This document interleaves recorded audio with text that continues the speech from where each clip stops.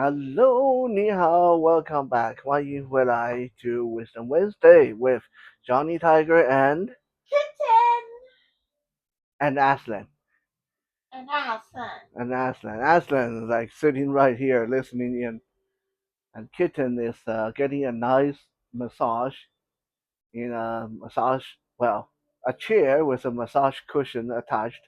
One of my better investment I made about oh 8 years ago. Yeah, I mean, some people say you're crazy. You spend $200 getting a massage cushion, but when you don't have a massage specialist girlfriend at the time, and you don't want to spend hundreds of dollars every month getting massage, and believe me, if you are in my line of work doing martial arts and stuff like that, that's really is not a luxury. That's really kind of necessity because you spend so much time doing falling down, get back up, throwing people, getting thrown by people, uh, pushing people, getting pushed by people, and getting punched and kicked. A lot of that really take a toll on your joints. So I decided, you know what the heck, I'm going to just invest in a good massage cushion. So now, when Kitten is here, Kitten give me a massage, and then when Kitten needs a massage, she get to use my massage cushion. Yeah, nice little trade off there. Um, Originally, I was going to talk about feng shui for this Wisdom Wednesday. Before I go into that, but let me quickly apologize. I know the videos have been very sporadic lately, and I we are doing our best to try to get back on track, but everything is so busy. Like there's so many projects in my art shows and stuff like that going on, and other uh, side project and uh, different things we need to do around the house and stuff like that. So we are trying our best, but no promises. Um, I do plan on relatively soon start doing some action figure reviews, and hopefully I can talk Kitten into doing some martial art demonstration with me for like our survival Saturday, tactical Tuesday, and stuff like that. Um, uh, as usual, there's a lot of things being planned, not enough time. Okay, that's like the story of my life in the past 2 years. A lot of big plans, not enough time. A good problem to have, actually. Um, Anyway, that's enough like rambling. Uh, there's over 1,000 videos on this channel. I'm pretty sure you guys do okay without me having to add a new one every day. There's a lot of old material, good material, if I say so myself. And don't forget, when you get really bored or if you miss me, you can always hop over to the Johnny Tiger Experience blog, and it's exactly what it sounds like. Johnny Tiger Experience.blogspot.com, and you can find some of my more quirky text posts with interesting photos over there. I love listening to them. Yeah, it's the best podcast in the world too. If you guys have not listened to the Johnny Tiger Experience podcast, uh, one day I want to see if I can import them over here on this YouTube channel. But that's again another project that I just right now do not have the time for.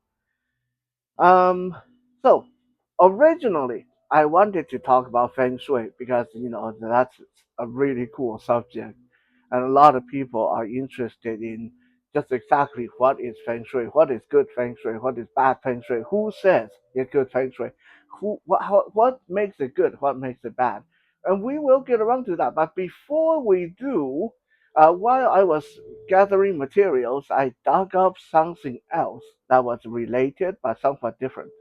and I want to talk about it because it's related to a personal story in the beginning of this year. Okay, so beginning of this year, when I was talking to my nanny, the nanny that brought me up when I was a little boy, named Maru. When I was talking to Nanny Maru on the phone, she said to me, she said, uh, "Don't ask me why, and if you trust me, carry a vial of salt with you everywhere you go this year, and tell your girlfriend to do the same. Okay, it's going to save you. It's going to save you guys."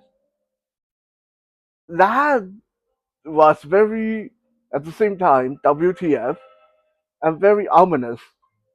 I was like, "Mama," because that's what I call her. I said, "Mama, what's going on? Like, am I going to run into a vampire or what?" And she laughed. She said, "I told you, don't ask, but just believe what I say. Carry a vial of salt with you, and you will be safe. You will be safe." No reason whatsoever. Didn't like I have not figured out exactly what's going on. What was I supposed to be saved from?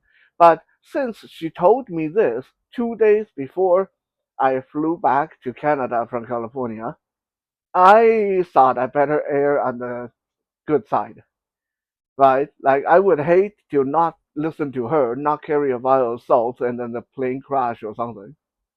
So I carried a little packet of salt in my pocket, and everything went smoothly. And for most of this year, I walk around with a little container of salt and a little like pendant thing on my chest, hanging right next to my everyday carry knife. Yes, it's weird, and I don't even know why I'm doing it. But hey, it's better to be safe than not. Okay, because I don't know. I don't know if this is something that's already passed.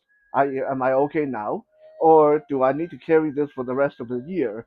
And if I don't, I'm going to get, I don't know, bitten by a snake or something. Um,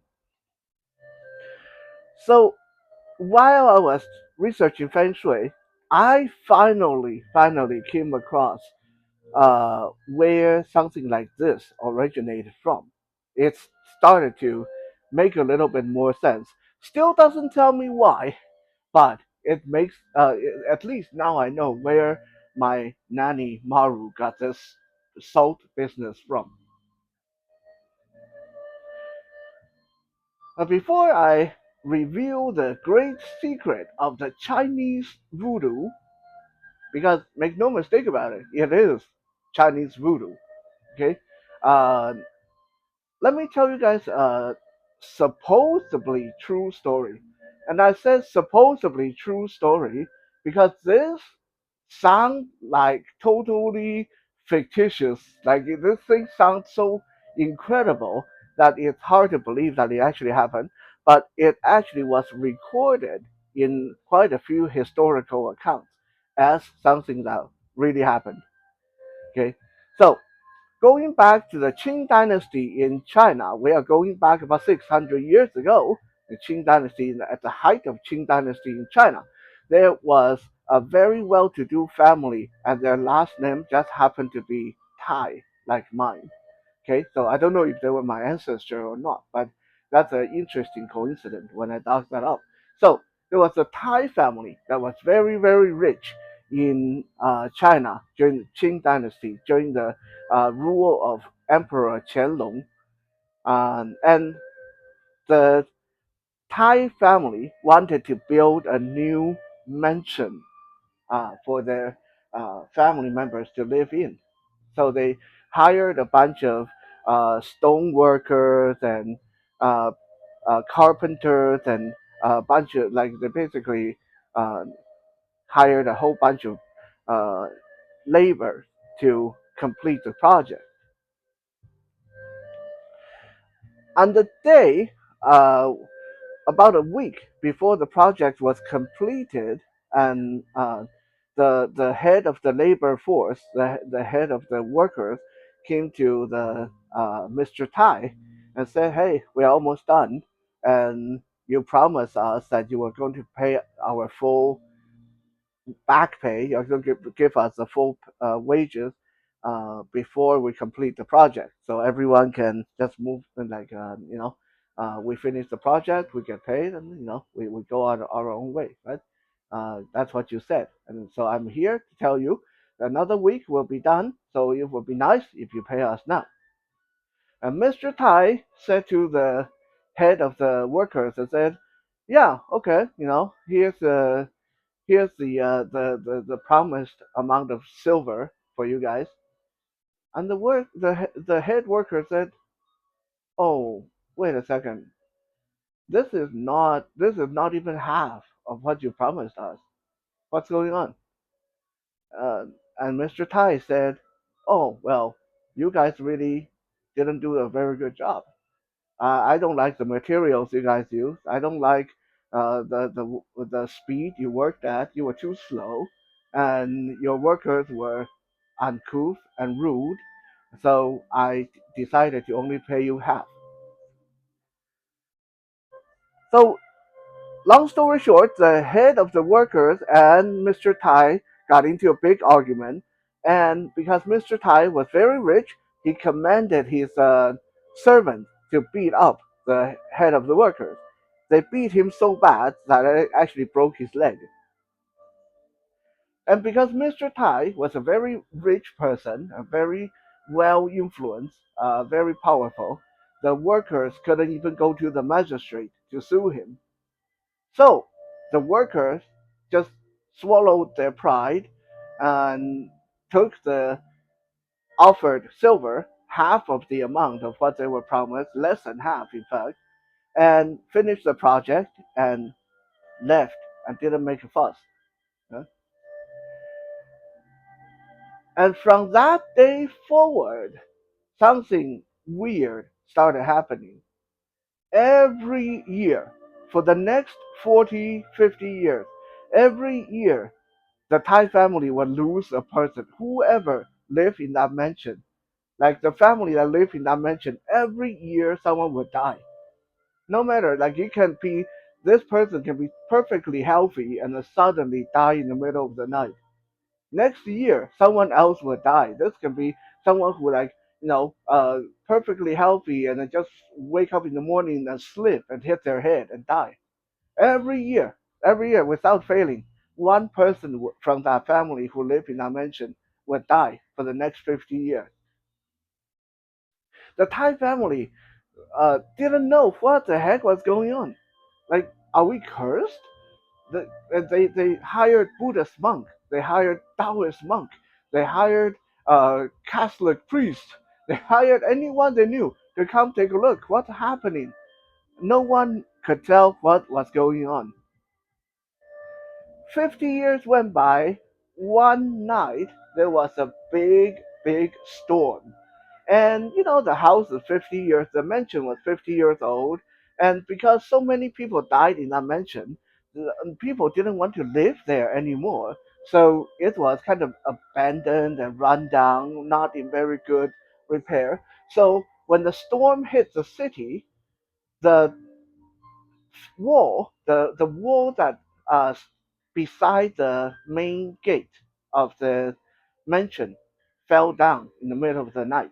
And so basically, you have the gate, and then the wall on both sides, both walls collapsed middle of the night. In the morning, when the Thai family came to investigate what happened, and they saw oh crap, the wall fell down. And they said, "Well, that's okay. It's getting pretty old anyway. Why don't we just, get like clear out the debris and make a new wall?" While they were clearing out the debris, they found something that wasn't supposed to be there. At the base of the wall, so let's say you have the gate, you have the gate, and then on the both sides of the gate is the wall. Used to be the wall. Okay, now the wall fell down, so we can see what's on the bottom. At the bottom, on either side of the gate, was a brick. There was a brick on either side of the gate, and these bricks were wrapped in funeral shroud. And this came from a very ancient, very old Chinese uh, superstition, you can say, or voodoo, you can say, very old Chinese system called Ya Shen Shu. Ya Shen Shu is translated as Ya means suppress, Shen means conquer, Shu means magic. So Ya Shen Shu it basically translates the magic to suppress something or to conquer something. In the book called Lu Ban Jin, published way back, like thousands of years ago, the master, the grand master of carpentry, Lu Ban, we talked about Lu Ban before. He was born about 2,500, 2,600 years ago. He was the first person to have invented a lot of the carpentry tools and the measuring tape and stuff like that. Um, and so Lu Ban wrote a book specifically talk about how to use Ya Shen Shu.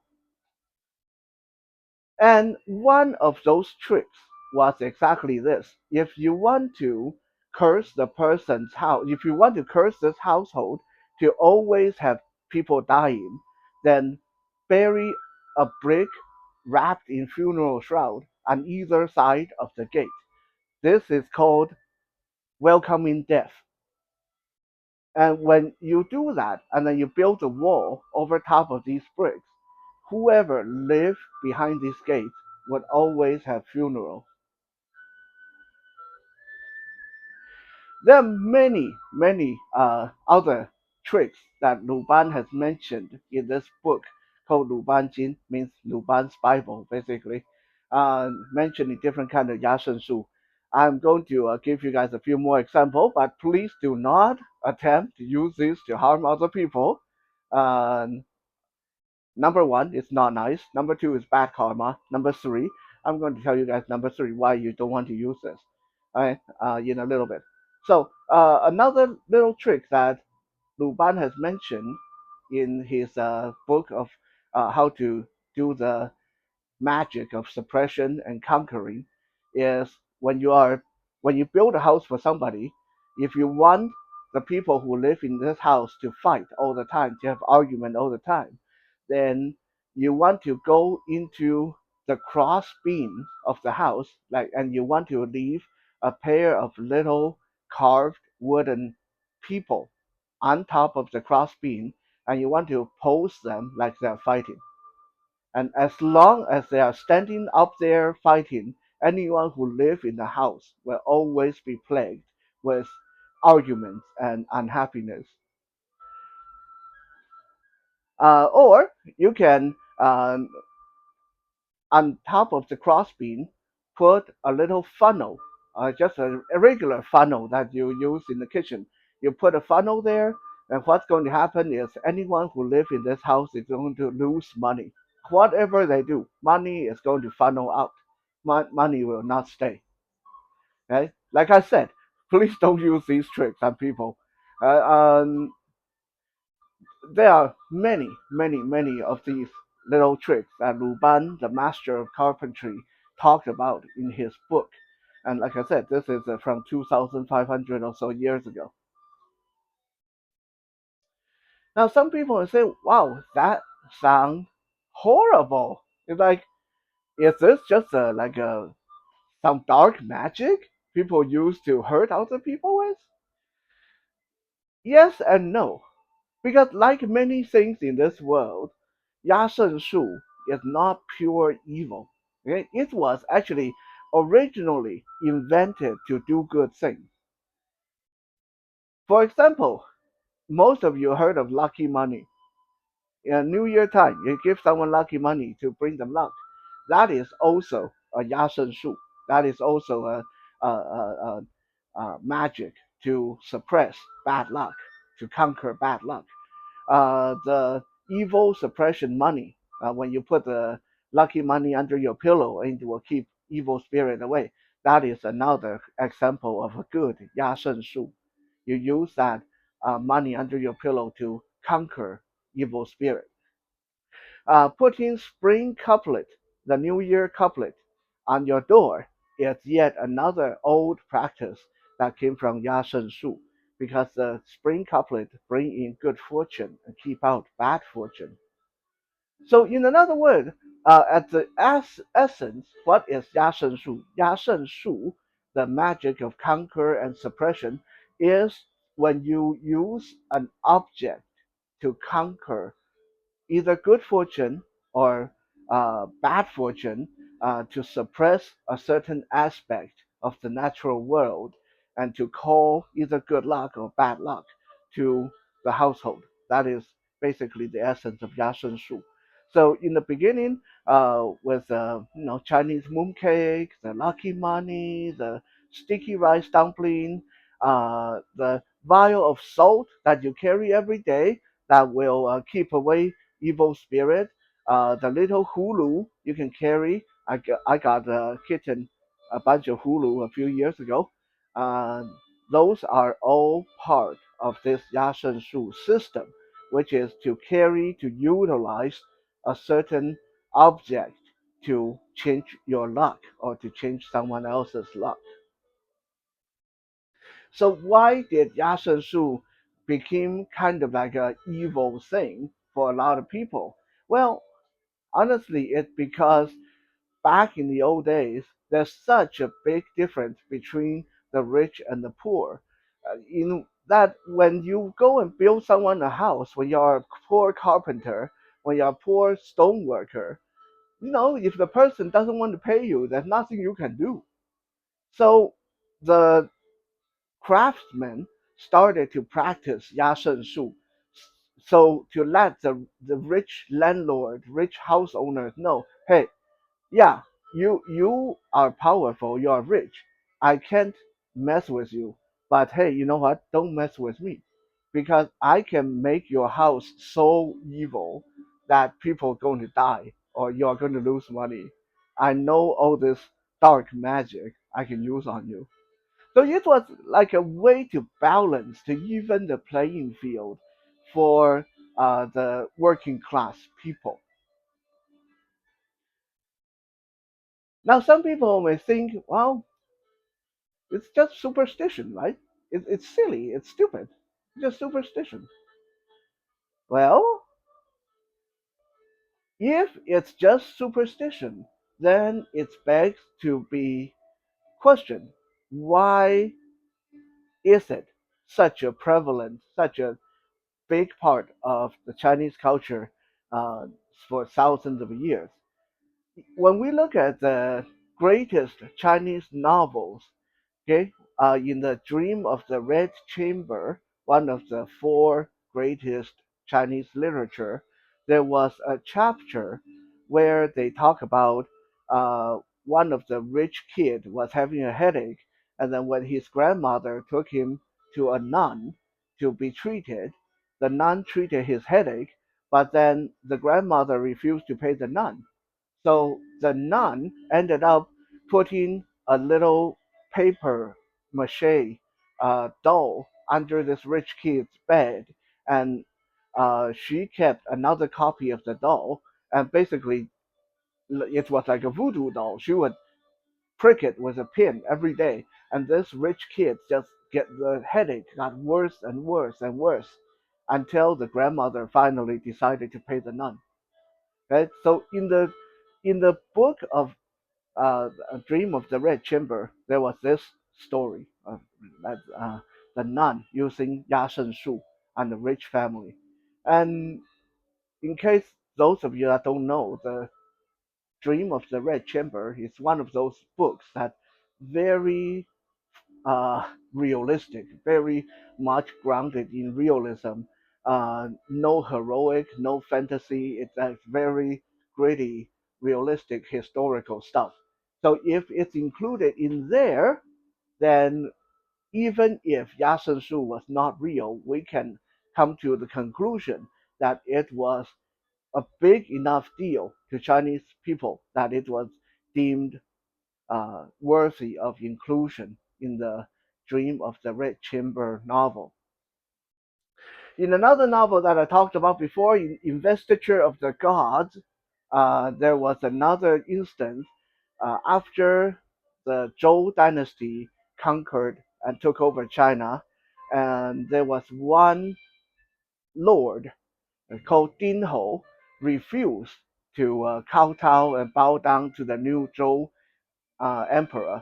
So the minister of the Zhou emperor drew the likeness of Din Ho on a big parchment, and he hung that parchment on a tree. And the first day, he shot an arrow into the feet of this portrait. The second day, he shot an arrow into the chest of this portrait. The third day, he shot an arrow into the head of this portrait. The fourth day, this Din Ho lord got gout, got heart problem, got headache. And it got so bad that this Din Ho lord finally surrendered and begged for forgiveness. And then the minister went up to the tree and pulled these arrows from the parchment, and the gout and the heart disease and the headache all went away.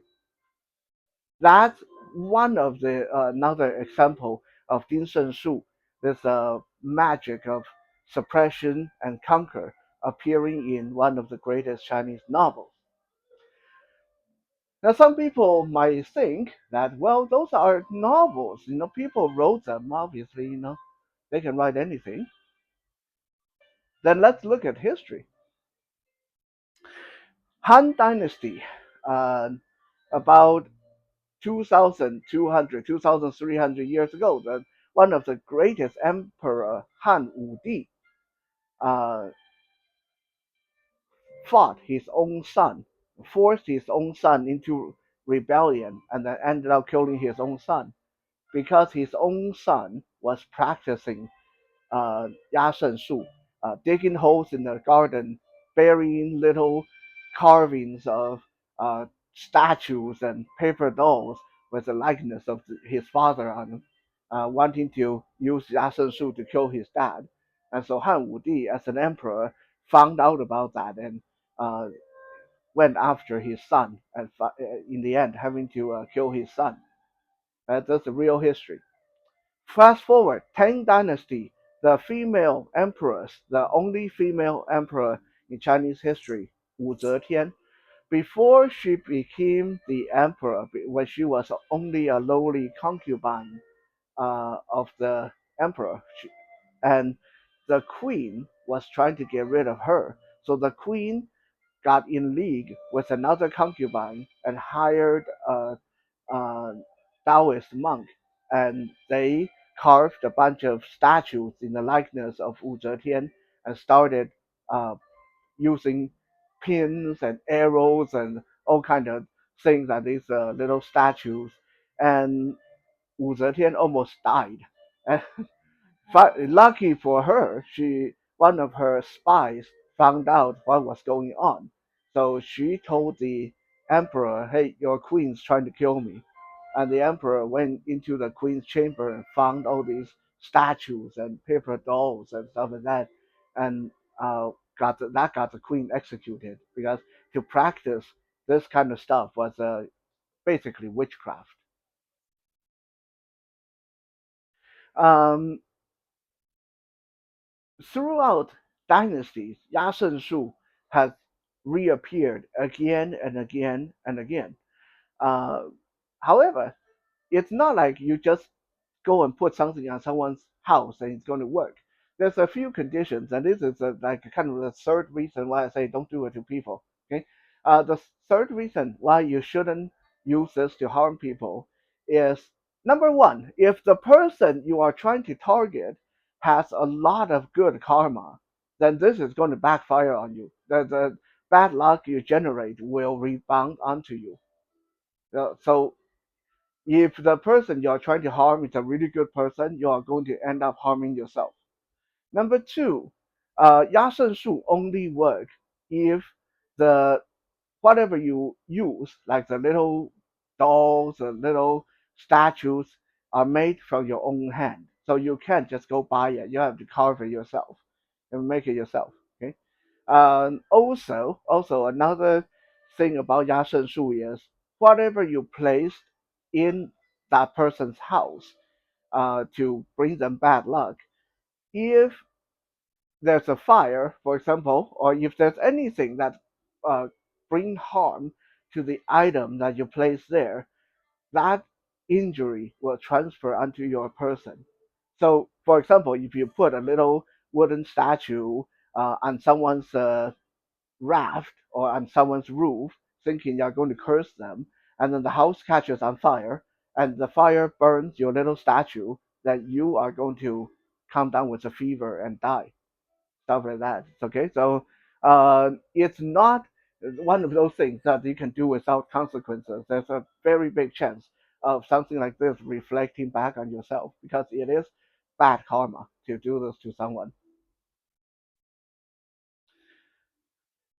Even though today we live in an age of enlightenment and electricity and electronic device, and a lot of people will say, "Oh, this 压胜术 is all bullshit." It doesn't work. But a lot of Chinese builders, a lot of Chinese real estate people will still play on the safe side and bury a little something in the foundation. So if you guys ever go to uh, look at buildings like built by Chinese people that have collapsed, if you look at the condemned building that being torn down, and you look at the foundation, you look around, you will almost always find some little WTF, something buried in the foundation, like a little hand carved horse and buggy, or a little hand carved sword, or a little hand carved duck. Okay, all these things are buried there in the beginning of the building project to bless the building, to bring good luck, to keep away bad luck. Sword is put there to cut down evil spirits. The horse and buggy is to put there so whoever live in the building will have speedy recovery when they get sick, and all their travel will be smooth, and the duck is put down there because duck is said to also suppress evil spirit. So even though we live in a age where people mostly say they don't believe in this stuff, but a lot of Chinese real estate people, builders, and contractors still believe in playing on the safe side. And when they put up a building, they will usually uh, carve something to put in the foundation to bless the building. Now, not many people will curse the building anymore because it's not like in the old days where you know you're building a house for the Thai family and the Thai family going to live here. Nowadays, when you build something, you never know who's going to live there. You don't want to curse, you don't want to put the funeral shroud brick in the building, and then next month, who knows, maybe your dad bought an office there. You got to be very careful with these things. So most of them rather uh, use a good part of this 压胜术 and just bless the building rather than doing any kind of cursing, which is a really good practice. So no matter if we believe in 压胜术 or not, hey, I choose to err on the safe side. I carry my little vial of salt, and hopefully it's doing something. If not, well, if I have French fries, I can always use it. Uh, um, hopefully, this has been interesting for you guys, and maybe next week or the week after, we'll actually talk about the main subject, which is feng shui. Thank you, and for now, have a good night. 谢谢 and 再见。再见。